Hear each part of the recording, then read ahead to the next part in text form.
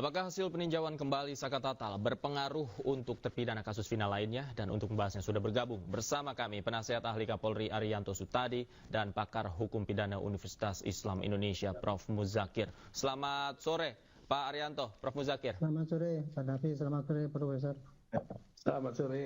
Baik, pertama saya ingin ke Prof. Muzakir. Prof, jadi seperti apa sebenarnya pengaruh dari putusan sidang PK Saka Tatal terhadap terpidana yang lain, Prof? Ya, seperti tadi statement tadi bahwa yang intinya begini, kan ini Saka Tatal itu dua hal yang diajukan. Yang pertama adalah terkait bahwa kematian dua orang namanya Vina dan temannya itu ternyata menurut pemohon PK adalah dikonstruksi berdasarkan bukti-bukti yang ditemukannya dia adalah bukan pembunuhan berencana, ya. Ini beberapa bagian sudah dibantah atau sudah disampaikan kepada pemohon PK ini tentang dokumen-dokumen yang memastikan atau istilah bahasanya diyakini dia adalah bukan sebagai pembunuhan berencana. Kemudian kondisi korban juga memastikan menurut pemohon PK itu juga bukan sebagai pembunuhan berencana. Nah, kalau itu terjadi bagian pokok di situ terkait dengan perbuatan pidananya yang diduga dia adalah sebagai kecelakaan tunggal atau kecelakaan lalu lintas, berarti kalau kecelakaan lalu lintas perbuatannya adalah bukan pembunuhan berencana, ya. Karena pembunuhan berencana itu adalah kejahatan yang terberat dalam tindak pidana pembunuhan dalam KUHP, ya. Sehingga dengan demikian kalau itu tidak ada dan tidak ada berarti tidak ada. Kalau tidak ada berarti objek yang menyatakan atau simpulan yang menyatakan itu sebagai perbuatan pembunuhan berencana itu tidak ada. Kalau ada dua orang meninggal, Kiki sama Vina itu meninggal, itu benar adanya. Cuma menjadi masalah adalah sebabnya apa? Apakah pembunuhan berencana atau karena sebab-sebab lain yang diduga sebagai pemohon itu adalah sebagai kecelakaan murni gitu. Nah, kalau itu benar kecelakaan murni, berarti semua tindak pidana tidak ada melakukan sepakat zat untuk melakukan pembunuhan berencana gitu. Nah, itu yang membuat efek tadi disebutkan bahwa efeknya apa ya? Efeknya kalau putusan itu diterima dan itu karena terjadi kecelakaan, itu artinya apa? Artinya tidak ada pembunuhan berencana yang dilakukan bersama-sama. Dasarnya pasal 55 hubungannya dengan pasal 340. Begitu prinsipnya. Baik, Pak Arianto, Anda sepakat seperti apa, Pak, pandangan Anda? Saya tidak mengatakan sepakat dan juga membantah ya. Kalau dari pandangan saya ini kan, ini sekarang kan yang diajukan oleh Saka Tatal itu dulu kan sasarannya adalah untuk mengembalikan nama baik ya. Karena apa? Karena dia merasa diadili dengan suatu persidangan yang tidak berkeadilan. Sehingga dia protes kemana-mana melalui media dan sebagainya, sangat heboh, dan saya waktu itu menyarankan salah satunya cara untuk mengkonter putusan yang tidak adil itu adalah kalau sudah sampai inkrah itu ya melalui PK kan gitu. Nah, sekarang sudah diajukan dan kemudian dalam mengajukannya itu ternyata banyak sekali. Menurut saya kan PK itu ada 3 ya paling tidak ya. 1 ada novum baru, 2 mengatakan dulu ada kekhilafan hakim, 3 ada putusan yang bertentangan gitu lah. Ya. Kelihatannya PK ini diajukan karena ada 2, karena putusan bertentangan tidak ada kan. Itu putusan sudah inkrah dan tidak ada putusan lain yang bertentangan dengan itu. Jadi cuma 2, diajukanlah 9 novum itu. Tetapi di dalam pengajuan 9 novum itu ternyata kan di dalam persidangan kemarin itu ada para saksi ahli, saksi fakta dan sebagainya yang kesemuanya itu tidak hanya sekedar menyampaikan sesuatu yang dikatakan novum, tetapi juga sebagai ulasan bahwa putusan yang dibuat oleh tahun 2016-17 itu adalah keliru, itulah itu yang disampaikan oleh para ahli dan sebagainya.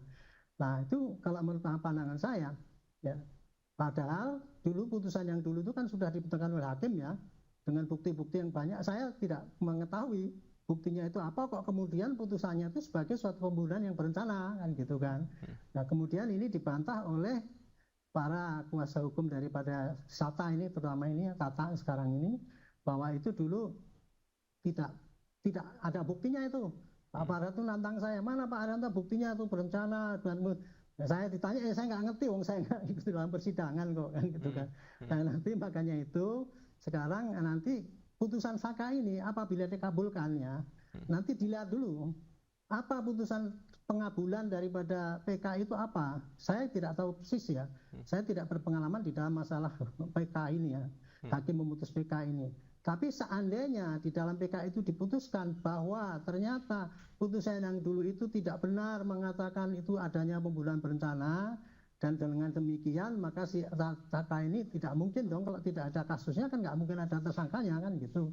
Nah itu bisa jadi nanti yang lain juga ikut terikut gitu. Tapi kalau benar putusannya cuma kepada Saka Tatal tok gitu ya, dan tidak menyebutkan bahwa dulu itu memang peristiwanya itu sudah benar kayak gitu, pembunuhan direncanakan, tapi si Saka Tatal ini tidak terlibat di dalamnya itu karena alibinya waktu itu jelas, kuat dan sebagainya, maka ya mungkin hanya untuk Tatal sendiri gitu. Jadi kalau pandangan saya tergantung daripada nanti bunyinya PK ini gitu.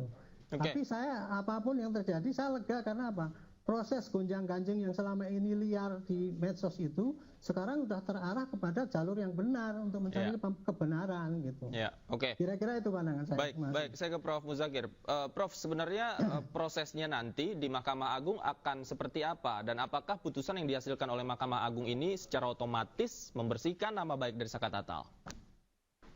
Jadi tadi sudah saya sampaikan, karena novumnya yang diajukan oleh timnya Saka Tatal itu beragam. Tadi itu ada 10 bukti baru. Alat bukti baru yang dipakai untuk menguatkan argumen Saka Tatal.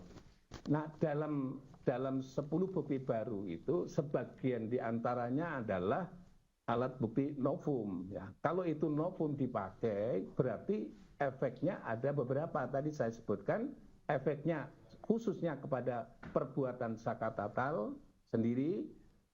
Bukti itu juga dipakai bisa untuk menunjukkan bahwa peristiwa kematian 2 orang ini, Vina dan Kiki, itu diduga berdasarkan permohonan itu adalah bukan karena pembunuhan berencana. Ya. Yang tadi sesungguhnya terdapat juga putusan yang saling bertentangan satu dengan yang lain juga masuk di dalamnya di situ. Yang antara lain putusan saling bertentangan itu dalam putusan dalam kasus 1 mengatakan bahwa ini korban karena celurit gitu ya.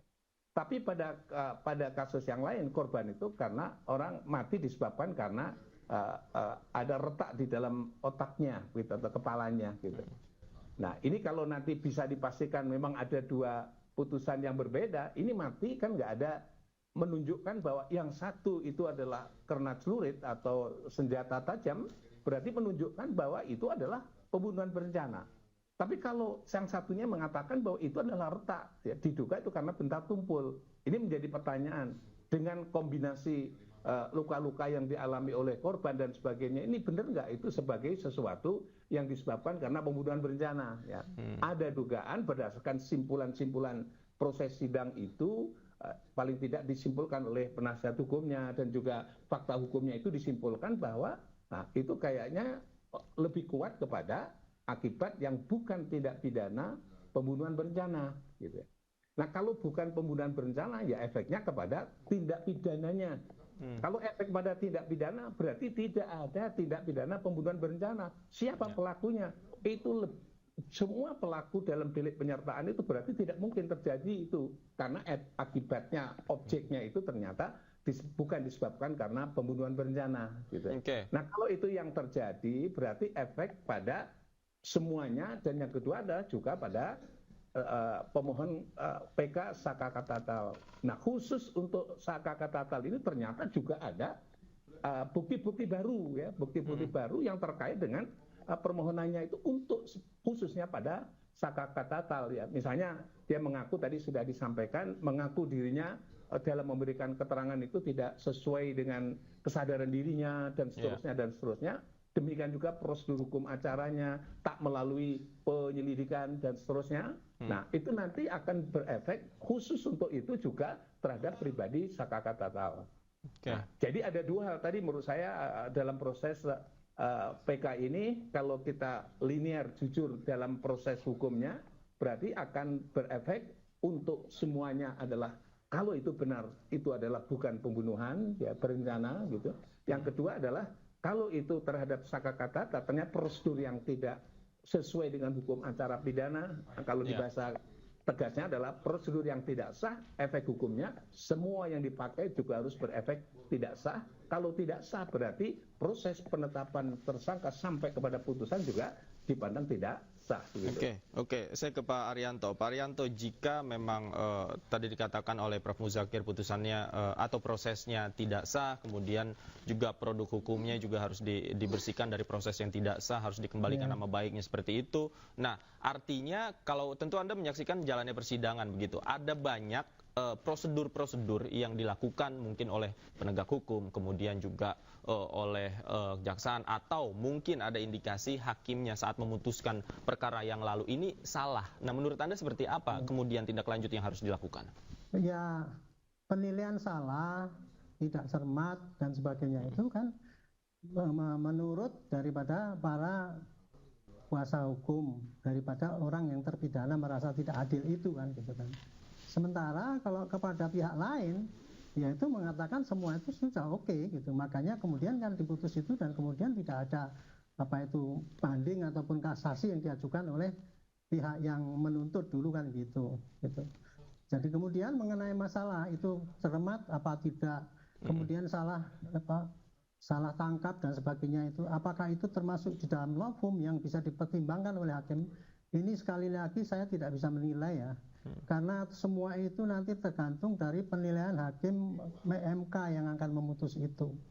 Gitu. Jadi berbeda-beda, masing-masing pakar juga menyikapi suatu bukti yang disampaikan di dalam persidangan kemarin itu, PK itu juga banyak juga beda-beda kan tanggapannya, itu nggak benar tuh, itu nggak masuk dalam ini dan sebagainya.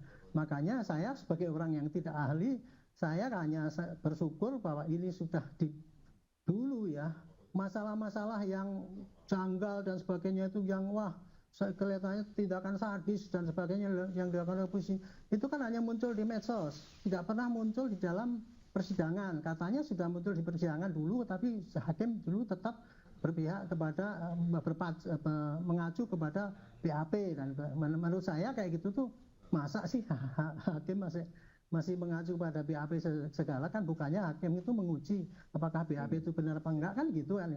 Nah makanya itu karena ini persepsinya berbeda-beda, ini nanti terpulang daripada itulah hakimnya nanti memutusnya gimana. Bagi saya ya, seandainya nanti PK ini diterima itu ya, saya senang juga karena apa-apa yang dulu itu dikelola di luar persidangan sana ternyata sudah masuk di dalam persidangan. Nah sudah dipertimbangkan. Nah makanya itu kan kalau seandainya PK ini diterima kan efeknya kan cuma disidik ulang. Polisi ditugaskan sebagai penyidik, itu ternyata dulu tuh yang meninggal itu adalah kecelakaan lalu lintas misalnya, atau bukan kecelakaan lalu lintas tapi pembunuhan, hanya pembunuhannya belum ditemukan. Kan jadi tugas daripada penyidik, karena kalau ada suatu tindak kejahatan itu maka dimulai dengan penyidikan. Nah ini yang dikoreksi adalah mulai dari penyidikan dulu kurang baik gitu. Tapi saya sangkal itu kalau penyidikan nggak baik nggak diterima oleh jaksa kan gitu.